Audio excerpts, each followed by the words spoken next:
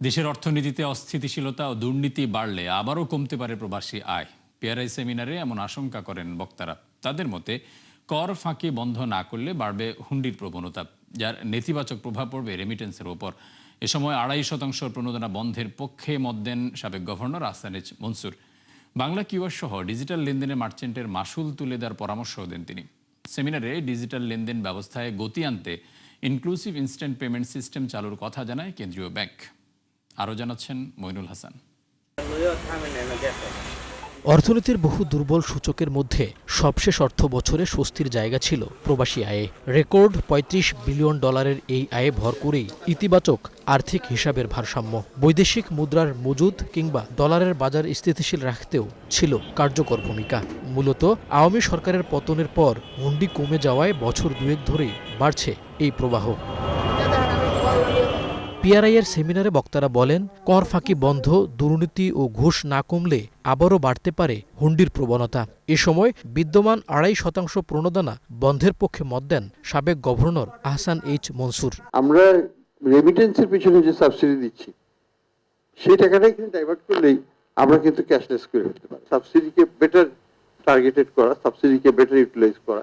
রেমিটেন্সের পিছনে আমরা অনেক টাকা খরচ করি। ৩৫ বিলিয়নের যদি ২.৫% হয় তাহলে $৭০০ মিলিয়ন এখানে খরচ হচ্ছে। $৭০০ মিলিয়ন বাংলাদেশের টাকা করলে প্রায় ১০,০০০ কোটি টাকা। তো ১০,০০০ কোটি টাকা, এই ১০,০০০ কোটি টাকা লাগবে না।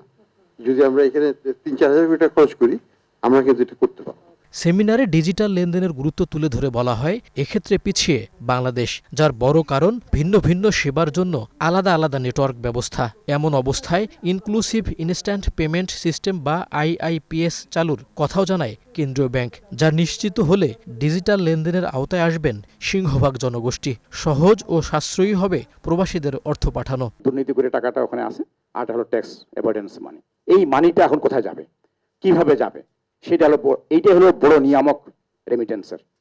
এই ইনফরমাল চ্যানেলটা সেটা হবে। আবার যদি ইকোনমিক অ্যাক্টিভিটি আন্ডার ইকোনমি যদি আবার চালু হয়, তাহলে কিন্তু ওই রিভার্স হতে পারে। অলরেডি কিন্তু একটা স্লো ডাউন আমি দেখতেছি রেমিটেন্সে আর কি। যদি আমরা দেশে ট্যাক্সেশনটা সবার ক্ষেত্রে যদি কায়েম করতে না পারি এবং যদি ট্যাক্স ফাঁকির অনেক সুযোগ থাকে, তাহলে অনেক লোকে এই টাকা শো করতে চাইবে না। তারা বলবে যে ইনফরমাল চ্যানেল আমাদের জন্য ভালো। তো এইগুলো হয় কি, যেখানে টাকা ফাঁকি দিচ্ছে ট্যাক্স অনেকে, তাহলে কিন্তু আমরা ভবিষ্যতে রেমিটেন্স ফ্লো ধরে রাখতে পারবো না। কাজে ট্যাক্সেশনের ক্ষেত্রেও কিন্তু কোনো ফাঁকফোকর রাখা যাবে না। এটা কিন্তু অনেক স্ট্রং হতে হবে, আদারওয়াইজ আমরা এটি বাস্তবায়নে বিভিন্ন দেশে থাকা প্রবাসীদের উপর জরিপ চালানোর কথাও বলেন বক্তারা। জানান, এই উদ্যোগ বাস্তবায়ন করতে দরকার সংশ্লিষ্ট প্রতিষ্ঠানগুলোর সমন্বিত উদ্যোগ।